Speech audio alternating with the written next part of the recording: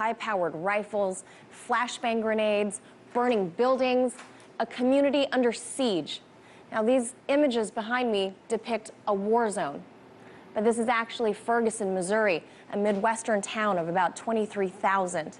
Ferguson Police Department, a force of only 53, unable to contain the growing chaos and rage from a community wounded by the slaying of unarmed 18-year-old Michael Brown in broad daylight on a sunny Saturday afternoon by Ferguson police.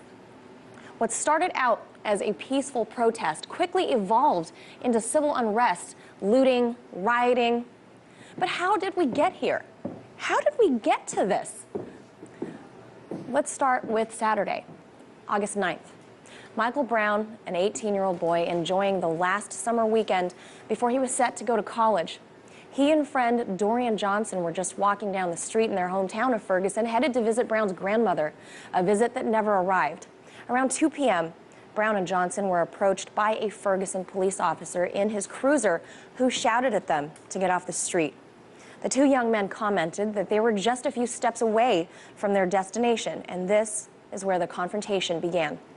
Reports are conflicting from witnesses and other officers involved, but what we do know is that moments later, Brown was left dead with multiple bullet wounds. Sunday, August 10th, Ferguson PD and St. Louis County Police hold a press conference regarding the shooting with details that contradict eyewitness reports. Later that night, vigils are held and anger is sparked when the crowds learn of these discrepancies. Before long, 150 officers arrive to quell the uprising, but looting and vandalizing ensue.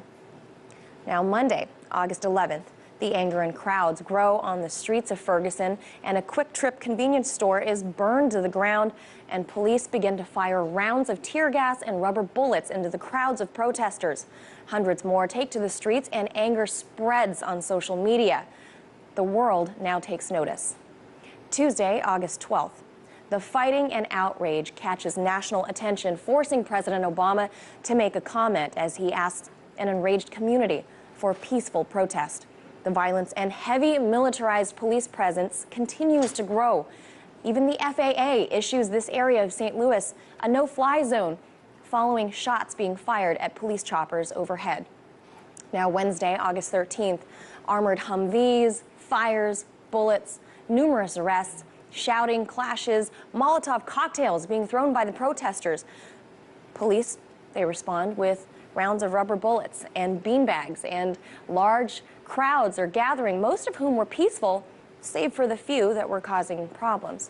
Many with their hands up, shouting, "Don't shoot." And that leads us to today. Today, city officials finally speak. The governor of Missouri, Jay Nixon, he finally says a few words about the incident that led to this terrible scene. Obama addresses the issue again. So what's to come next? More than 40 years following the civil rights movement, underlying racial tensions are bubbling to the surface, and it can no longer be ignored. From Washington, Manila Chan, RT.